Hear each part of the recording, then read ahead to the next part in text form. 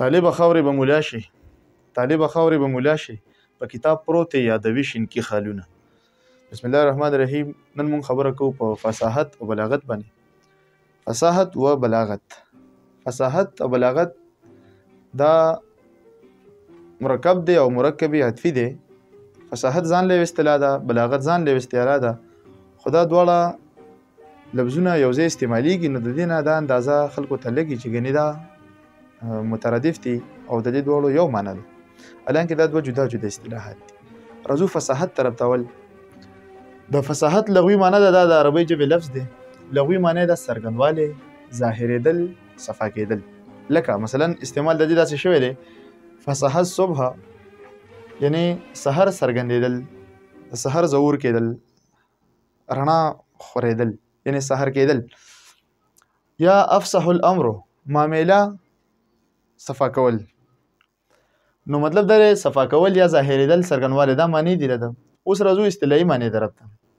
اوس دا فصاحت چې دی د دې تعلق د کلام سره دی، د بلاغت تعلق هم د کلام سره دی. خو د فصاحت تعلق چې دی دا د لفظي حسن او خوبۍ سره دی. په کلام کې یا د کلام د لفظي حسن او خوبۍ سره د تعلق دی. د بلاغت تعلق چې دی هغه د معنوي حسن سره دی، معنوي حسن او لفظي حسن. نو د درسته مثالونه در کومه. د فصاحت تعلق چې دی دا د لفظي حسن او د خوبۍ سره دی. موږ داسې ویلی شو چې هغه کلام چې د یوې ژبې د امروزې مطابق وي او د هغې ژبې د روزمرې مطابق وي او یو څو کمالات خصوصیات دي چې به پکې نه وي، یو څو عیبونه دي لکه به پکې نه وي. عیب څنګه دی؟ لکه تاسو ګورئ هغه کلام چې هغه د یوې ژبې د امروزې مطابق وي او څه پکې نه وي، تنفر پکې نه وي. تنفر دا نفرت دی، کرکجن الفاظ، هغه لفظونه چې هغه انسان له کرکه و د هغې نه ورځي، دغه لفظونه پکې نه وي. بل کراهت. یو خبره د دې نه مخکې کومه، لفظونه چې دي دا په حقیقت کې اوازونه دي او اوازونه دوه قسمه وي، یو خوشګوار اوازونه دي او بل ناخوشګوار اوازونه دي. نو مطلب دا چې لفظونه خوشګوار او ناخوشګوار شته. لکه مثال په تور باندې مونږ ووایو د طوطي اواز یا د بلبل اوازونه. د بلبل اواز دا خوشګوار اوازونه دي. ناخوشګوار اوازونه لکه د خر اواز شو یا د مثال په تور باندې د کارغه اواز، دا ناخوشګواره ګڼل کېږي. نو مونږ وایو چې فصیح کلام دا د کلام خوبي ده. فصیح کلام به هغه وي چې په هغې کې یو خو دا ده چې دا به د یوې ژبې د امروزې مطابق وي، بل په دې کې به تنفر نه وي، د کرکې ډک لفظونه به پکې نه وي. کراهت داسې لفظونه چې په غوږونو باندې بد لګي چې انسان یې واوري او ته وایې چې مړه دا لفظونه خو چاړو ویلی شوي نه وي، دغې ته کراهت وایي. تاقید. تاقید لفظي معنی ده عقد، غوټه. نو غوټه مطلب دا چې داسې لفظ چې د هغې نه اړو معنی نه راوځي، ته ډکشنري هم ګورې هغه معنی نه ورکوي، داسې لفظونه استعمال شي. غرابت. دومره غریب لفظ ته استعمال کړي چې هغه مفهوم نشي واضحولی. کم مفهوم چې په هغه کلام کې بیان شوی دی چې هغه واضح نه کړي، د هغې تشریح ونه کړي پوره، نو دغې ته غرابت وایي. تنفر به نه وي، کراهت به نه وي، تاقید به پکې نه وي، غرابت به پکې نه وي. ابتذال. ابتذال ولګریټي ده، یعنی ولګر لفظونه به نه وي، داسې لفظونه چې هغه فحش دي، لغړ دي، داسې لفظونه استعمال به پکې نه وي. او بل به دا د قواعد او د سرپنهو خلاف نه وي، دا کلام به د ګرامر خلاف به نه وي، د ګرامر عین مطابق وي. اوس موږ مثال ورکو، لکه مثلا د خوشحال بابا یو شعر دی چې لږ خوراک تنکۍ کلمې بویه د ښځې، لږ خوراک تنکۍ کلمې بویه د ښځې، مرد هغه چې ډېر خوراک کړه ډېر خړي. تاسو دې لفظونو ته وګورئ، دا داسې لفظونه دي چې دا هغه تنفر والا لفظونه هم دي او کراهت پکې هم شته، انسان یې لکه نه قبلوي. نو مطلب دا دی چې دا کلام چې دی دا شعر دی دا فصاحت پکې نشته، مطلب دا فصیح نه دی. ټیک شو. یا رحمان بابا یو شعر دی په یو ځای کې وایي چې هنر ګڼي یاري د زورورو، بول وکړم زه رحمان په دا هنر. بول کول نو دا هم فصیح کلام نه دی. او یا لکه چې یو ځای کې خوشحال بابا د قواعدو خلاف د سرپنهو خلاف یو شعر ویلی دی چې ته په دا حسن جمال چې درته ګورم نه پوهېږم ښاپېری یې که سړی، ښاپېری یې که سړی. نو دا سړی لفظ د ښځې لپاره استعمال کړی. نه پوهېږم چې ښاپیری یې که سړی، خو دا سړی چې دی نو دا د سړي مؤنث استعمال کړی دی او د سړي مؤنث ښځه ده. نو سړی د هغې مؤنث نه دی. په عثمانخېلي لهجه کې ورته بیا سړی هغوی څه نه څه استعمالوي، خو د سړي دپاره هغوی سړی استعمالوي. سړي ته هغه چې کومه مجهوله یې ده د ښکته پښتونخوا، نو هغوی دا په دې ای باندې پرونونس کوي، اواز د دې دغسې کوي. نو دا د قواعدو خلاف شو. نه پوهېږم ښاپیری یې که سړی. نو دغه کلام کې اوس دا فصیح کلام نه دی، دې کې فصاحت نشته. د فصاحت مونږ وی د تعلق د لفظي حسن سره دی، د معنوي حسن سره نه، د لفظي حسن سره. او دا یاد ساتئ چې یو کلام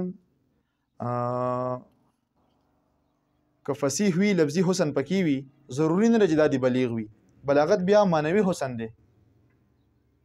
فصیح به وي خو مطلب دا دواړه پروفیسر داورخان داور خو وی چې دا داورخان داود صاحب وی چې دا دغه دی لازم ملزوم دی. خو په دې کې د بلاغت لپاره فصاحت ضروری دی او د فصاحت لپاره بلاغت ضروری نه دی. کلام به فصیح وي خو بلیغ نشي کېدی. لکه مثال په تور باندې یو عالم دی او هغه عوامو ته ډېر بهترین لفظونه استعمالوي او ډېر ګران ګران لفظونه استعمالوي چې تاقید هم پکې وي او مطلب دا دی چې کراهت هم پکې وي، ډېر ګران لفظونه استعمال کړي، خو عوام به په هغه نه پوهېږي ځکه چې هر چاته د هغه په لهجه کې خبرې کول دا بلاغت دی. بیا خو راځو بلاغت طرف ته انشاءالله چې هغې کې به تاسو ته بیا کلیر شي. اوس بلاغت څه ته وایي؟ د بلاغت هم د عربۍ ژبې لفظ دی او د دې تعلق د معنوي حسن او خوبۍ سره دی. د یو کلام معنوي حسن او خوبۍ سره دی تعلق دی. په اصطلاح کې لغوي معنی د کمال ته رسېدل. اصطلاحي معنی د موقع او محل مناسب فصیح خبرو کولو ته بلاغت وي. یا هغه کلام چې هغه مقتضی حال وي، مقتضی حال چې د حال تقاضا پوره کوي، دا کلام به بلیغ وي. مطلب دا په دې کلام کې بلاغت شته، دا د کلام خوبي ده. لکه مثال په تور باندې یو ماشوم دی او ته هغه ته خبره کې، نو د هغه دپاره به ته د لفظونو چناو داسې کې چې د هغه په هغې باندې پوه شي، یعنی ستا پیغام هغه ته ورسي پوره ستا چې کوم په داخل کې څه دي، ستا چې کوم جذبات دي، ستا خیالات دي، چې هغه ته 100% ته اظهار د هغې وکړي. لکه مثال په تور یو ماشوم ته وایې چې یاره تا زه لږ وروسته په لنډ کروزر کې بوځم چکر در کوم، یا تا په ګاډي کې بوځم، او یا که تا هغه ته ووایې په دې لفظونو کې چې په تیت کې یا په پیپ کې دې بوځم، نو دا تیت لفظونه چې دي دا د ماشوم په دې باندې ښه پوهېږي. نو دلته کې خو لفظي حسن پکې نشته، خو مطلب دا دی چې دا کلام دا کوم بلاغت چې دی نو دا پکې معنی پکې ډېره زبردست او پوره معنی پکې ده، هغه ستا په خبره باندې ښه پوهېږي. یا مثال په طور باندې یو عالم تقریر کوي او هغه عوام ناست دي، عالمان نه دي، خواص نه دي، عوامو ته تقریر کوي او دی هغه ګران ګران لفظونه استعمالوي چې هغه ډکشنریان هم غواړي او هغه ډېر غټ علم غواړي. نو دغه کلام چې اوس دی په دغه ټیم کې دا اوس بلیغ کلام نه دی. ولې بلیغ نه دی؟ فصاحت خو پکې شته دی، معنوي لفظي حسن پکې ډېر دی، ښه لفظونه دي پیدا کړي دي، خو هغه داسې لفظونه دي چې عوام په هغې نه پوهېږي، نو بلاغت پکې نشته. نو مطلب دا چې ته به موقع ته ګورې، محل ته به ګورې، د هغې مطابق به ته خبره کوې. بل دا چې ته به د مخاطب ته چې چاته مخاطب یې د هغوی به عمر ته ګورې، د هغه جنس ته به ګورې، د هغه به او دغه ټیم کې مکان او زمان ته به هم ګورې، د هر ځای خپلې خبرې. نو چې د هرې موقع خپلې خبرې. او یو پیره مانه شاګردانو ته پوښتنه کوي بکواس څه ته وایي؟ نو بکواس داسې چې هغه مقتضی حال نه وي. کومه خبره چې مقتضی حال نه وي دا په بکواس کې راځي. لکه مثال په طور باندې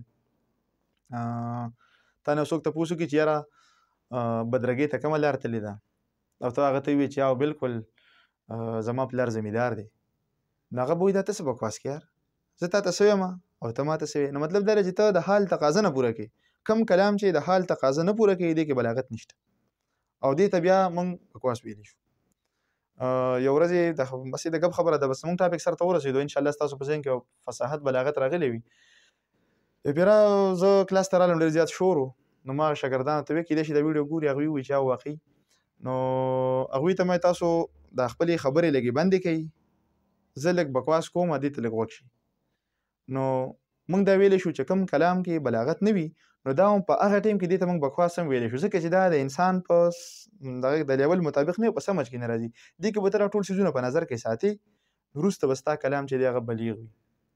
معنوي حسن ضروري دی او لفظي حسن به ته موقع ته ګوري هغه شان لفظونه چناو بکې که دا لفظ بې معنی مو لکه تاسو ته ما رتی ته خبره وکړه نو دا بیا فصیح کلام یو بلیغ کلام به وي.